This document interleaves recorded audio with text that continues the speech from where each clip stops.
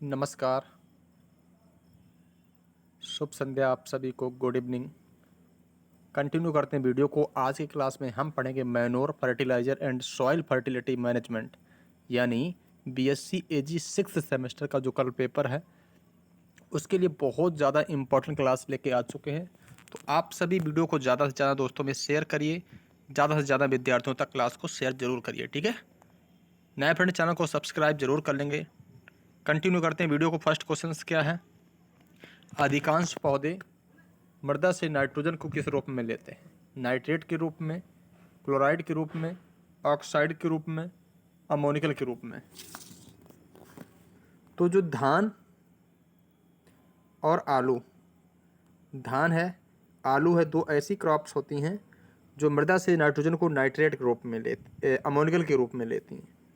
धान आलू दो क्रॉप्स ऐसी हैं जो मृदा से नाइट्रोजन को जो है अमोनिकल के रूप में लेती हैं। लेकिन अधिकांश पौधे मृदा से नाइट्रोजन किस रूप में लेते हैं? नाइट्रेट के रूप में लेते हैं। यानी ऑप्शन नंबर ए करेक्ट हो जाएगा। धान आलू की बात करें तो अमोनियम राइट हो जाएगा, ठीक है। चलिए क्वेश्चन नंबर 2, कार्बनिक उर्वरक है। किस उर्वरक को कार्बनिक उर्वरक के नाम से जानते हैं? Urea, ammonium sulphate, ammonium nitrate, किसान खाद। सो गाइस, जो हमारा यहाँ पे यूरिया है इसको कार्बनिक उर्वरक के नाम से जानते हैं। यूरिया में क्या पाया जाता है? 46% नाइट्रोजन पाई जाती है, ठीक है ना। यूरिया किस कैटेगरी में आता है? इसे स्ट्रेट फर्टिलाइजर कहते हैं। क्या कहते हैं? Straight fertiliser. अब स्ट्रेट फर्टिलाइजर क्या होते हैं? ऐसे उर्वरक जिसमें प्राथमिक पोषक तत्व की मात्रा एक हुई होती है, एक से ज़्यादा नहीं होती है। तो यूरिया में क्या है? प्राथमिक पोषक तत्व नाइट्रोजन पाया जाता है, उसकी मात्रा कितनी? 46%। तो यूरिया को स्ट्रेट फर्टिलाइजर बोलते हैं, यूरिया को कार्बनिक उर्वरक बोलते हैं, और यूरिया में 46% नाइट्रोजन पाई जाती है। अमोनियम सल्फेट की बात करें हम लोग तो इसमें क्या है? 20% नाइट्रोजन पाई जाती है और 24% इसमें क्या होता है? सल्फर होता है, ठीक है। अमोनियम नाइट्रेट में की बात करें तो इसमें 33 से 34% नाइट्रोजन होती है। 33 से 34% क्या होता है? नाइट्रोजन होता है। किसान खाद की बात करें तो इसे उदासीन उर्वरक बोलते हैं, ठीक है ना। इसे कैन के नाम से जानते हैं, कैल्शियम अमोनियम नाइट्रेट। इसमें 25% क्या पाई जाती है? नाइट्रोजन पाई जाती है। तो ये सारे पॉइंट आपको अच्छे से याद रखना है। इसके बाद नेक्स्ट, किसान खाद बोलें तो कैल्शियम अमोनियम नाइट्रेट में नाइट्रोजन की कितनी मात्रा पाई जाती है? 25%। 33% किस में होती है? तो अमोनियम नाइट्रेट में नाइट्रोजन 33% होती है। सोडियम नाइट्रेट में, सोडियम नाइट्रेट में जो नाइट्रोजन है वो कितनी होती है? 16%। तो ऑप्शन करेक्ट हो जाएगा बी। मूव ऑन करते हैं क्वेश्चन नंबर नेक्स्ट की तरफ। जैव उर्वरक है। विच बायो फर्टिलाइजर क्या है? जैव उर्वरक कौन है? तो एजोस्पाइरिलम हो, चाहे राइजोबियम हो, चाहे नीलहरी शैवाल हो, चाहे जोटा बैक्टर हो, ये सभी क्या है? ये सभी जैव उर्वरक होते हैं, ठीक है। चलिए, दलहनी फसलों में बीजोपचार के लिए किसका प्रयोग किया जाता है? दलहनी फसलों में, ये काफ़ी इम्पोर्टेंट है कि दलहनी फसलों में बीजोपचार के लिए किसका उपयोग करेंगे? तो राइजोबियम करते हैं, ठीक है ना, राइजोबियम। नेक्स्ट, क्षारीय मृदाओं को किसके द्वारा सुधारा जा सकता है? तो हम सभी लोग जानते हैं जिप्सम व फाइराइट का यूज करके क्षारीय मृदा को सुधारा जा सकता है। लवणीय मृदा में विनिमयशील सोडियम की प्रतिशत मात्रा क्या होती है? जो लवणी सॉइल है उसमें विनिमयशील सोडियम की मात्रा यानी एक्सचेंजेबल सोडियम परसेंटेज की मात्रा क्या होती है? तो इसमें 15 से कम होती है, 15 से कम होती है। जबकि क्षारीय में क्या होगा? 15 से अधिक होगा। क्षारीय में 15 से अधिक होता है, लवणी में 15 से कम होता है। उत्तर प्रदेश में कौन सी मिट्टी ज़्यादा पाई जाती है? तो यहाँ पे जलोढ़ मिट्टी ज़्यादा पाई जाती है। जो उत्तर प्रदेश है यहाँ पे जलोढ़ मिट्टी ज़्यादा पाई जाती है, ठीक है।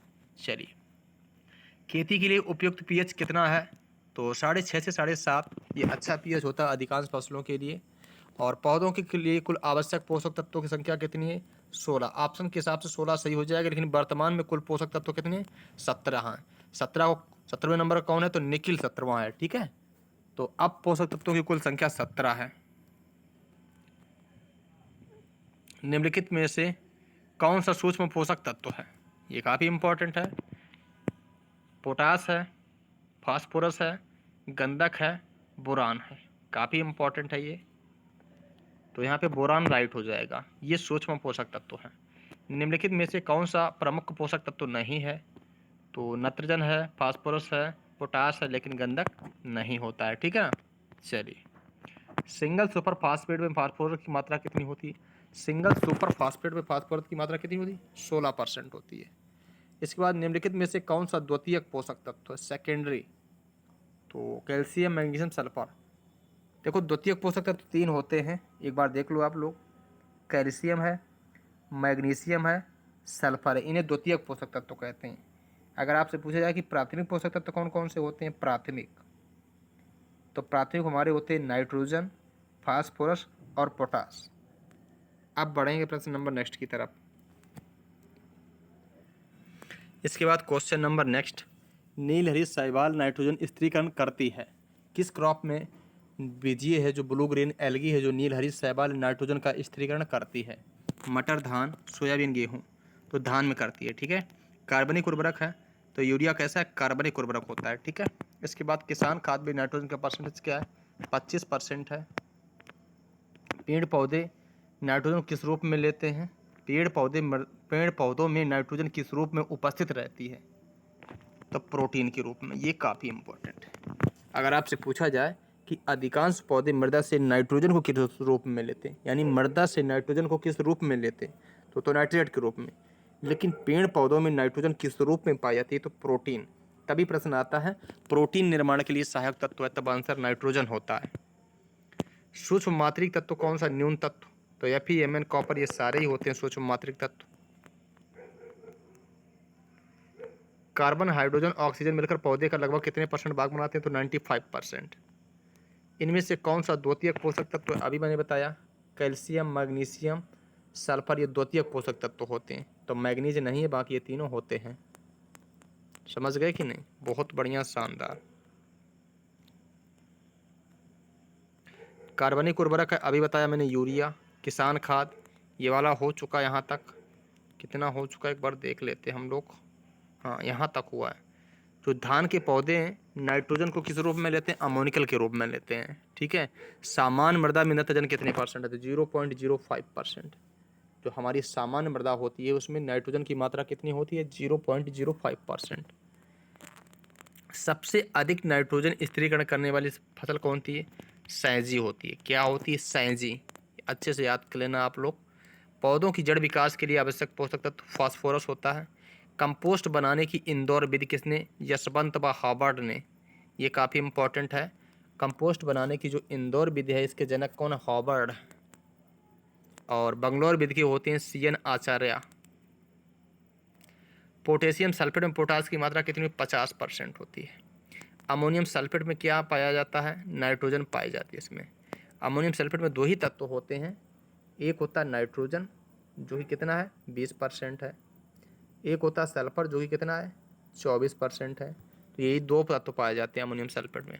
कंपोस्ट बनाने की बंगलौर विधि किसने दी? CN आचार्य ने।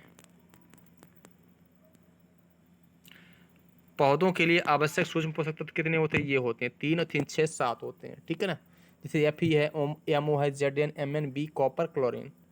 इसके बाद कौन सी शैवाल नाइट्रोजन स्थिरीकरण करती है? तो नीलहरी शैवाल करती है धान के खेत में। किस उर्वरक में एमाइड नाइट्रोजन पाई जाती है? यूरिया में। अमोनियम सल्फेट का भूमि पर लगातार प्रयोग करने से प्रभाव कैसा पड़ेगा? अम्लीय प्रभाव पड़ता है। ठीक है। धान में खैरा बीमारी जिंक तत्व की कमी से। जीवांश पदार्थ में कार्बन की मात्रा 58%। भारतीय मृदा में कितना % कार्बनिक पदार्थ होता है? 0.6%। म्यूरेट ऑफ पोटास की मात्रा 60%। सनई की हरी खाद पलटने का सर्वोत्तम समय 7 से 8 सप्ताह। शहरी कंपोस्ट में नाइट्रोजन कितना? 1 से 2% है। फॉस्फोरस 1% है। पोटास 1.5% है। सर्वाधिक सघनता पाई जाती है क्ले मिट्टी। क्ले मिट्टी की सर्वाधिक सघनता होती है। इसके बाद चिकनी मिट्टी के कणों का आकार कितना होता है? तो 0.0 सैंड सिल्ट क्ले। यहाँ पे ये ऑप्शन थोड़े गलत दिए गए हैं। चिकनी मिट्टी जो है इसके कणों का आकार कितना होता है देख लीजिएगा, 0.002 मिलीमीटर से कम। 0.002 मिलीमीटर से कम। ये क्ले मिट्टी जो चिकनी मिट्टी होता है उसके कणों का आकार होता है। यहाँ पर ये थोड़ा गलत दिया गया बेटा, ठीक है। मृदा कणों की व्यवस्था कहलाती है मृदा संरचना।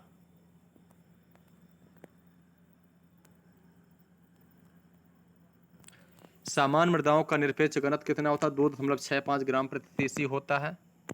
सबसे अधिक संसंजन का गुण किसमें है? चिकनी मिट्टी में होता है।